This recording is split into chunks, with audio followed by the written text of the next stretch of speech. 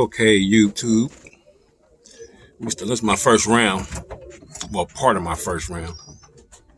Yep, it's part of my first round, people. These are the ones you're going to watch me train.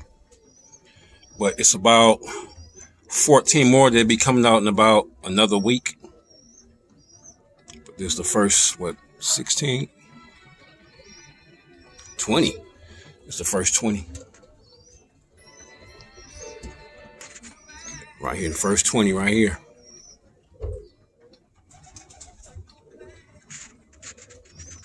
First day in the kit box. So, is that 20? That's this one. This is one of the ones that got beat up by... The fell on the floor and got beat up real bad. And then the parents wouldn't feed it because it was so unrecognizable. But I've been feeding it.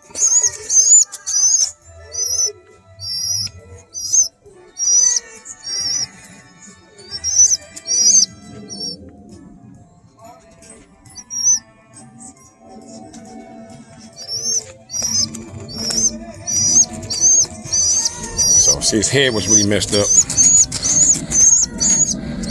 The scab off the top, because it got like a little hole. But I've been feeding him by hand since then. And he's bigger. He's actually bigger than his nestmate now. His nestmate's still in the loft. So his nestmate is still in the loft. I just fed this one by hand, take it home, feed it up, then bring it over here, let it sit around near the birds. I'm going to take it back for a few more days, maybe to the weekend. Till next weekend, and keep feeding it up. Now I put it with the next birds I'm gonna pull out. As a matter of fact, when I put the next group on the floor, which should be maybe Wednesday or Thursday, I'm gonna put them on the floor with them and go from there. And that'll be the whole first round, which will be close to almost 40, or just about 40 birds. Just about. Let me see. It's 20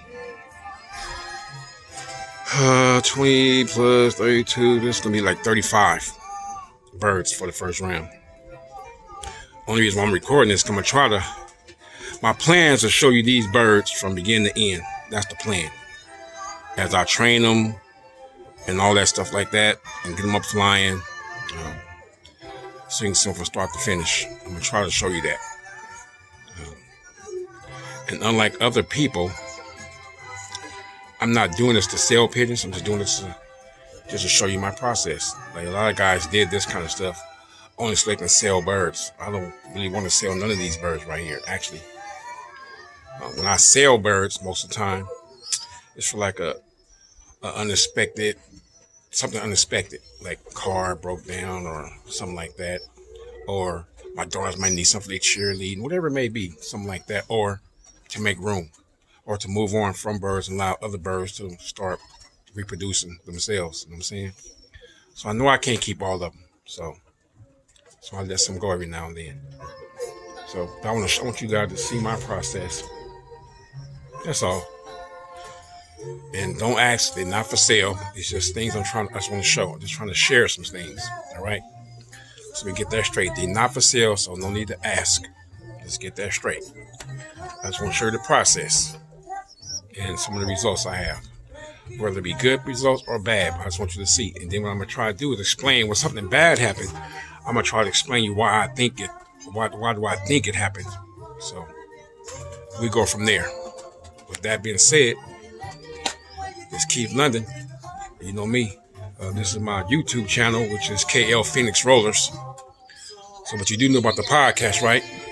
It's anchor.fm KL The Roller Agenda. Once again, this is anchor.fm KL The Roller Agenda. So it's KL dash The Roller Agenda. So we get you guys straight. So it's anchor.fm KL dash The Roller Agenda. KL is capitalized. It might make it easier to find it. So you guys know the podcast. And in podcast, I'm really doing explaining the ways I've done things. Some ways I've seen work for other people, my experiences, and all that kind of stuff. It's not no way intended for you guys to do what I say. It's just to give you different ideas and give you a different outlook on breeding Birmingham Rollers. Because what people say, everybody always say, you should do this and do this because that's what worked for them.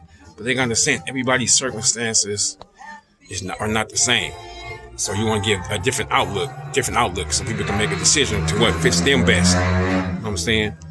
And like I told my club members, like somebody asked, why do I give my club members my birds to breed? Don't you worry about them getting better than you? I said, I encourage them to try to be better than me. I want that to happen because the better they get, the better it forces me to get. So it works for everybody. I mean, do I want them to be better than me? I want them to be just as good as me. If they work hard to be better than me, yeah, let them be better than me. I don't fear that. Because what I would do is I would work harder to try to climb back on top again. It pushes me to get better. So I want them dudes to get good. I want them to have success. Like when I first started helping Anthony Farmer, I helped Yancey Clark first, and it did real good. He did better than me in a few flies. He even came in 5th or 6th in the Nationals. And then I helped Anthony Farmer. He did the same thing. No big deal. But, so it's like that. I want to see everybody get better. It's just that some dudes are so close-minded and have so much hate. They hate to see the next man do well because they can't do well. What they need to do is embrace the fact that somebody else is doing well, which gives them permission to do good as well. And they don't want to give themselves the permission. That's why they tear everybody else down. I want everybody to do better. You do, the better I want to do. So, by all means. So, I'm going to cut this short. Keith London.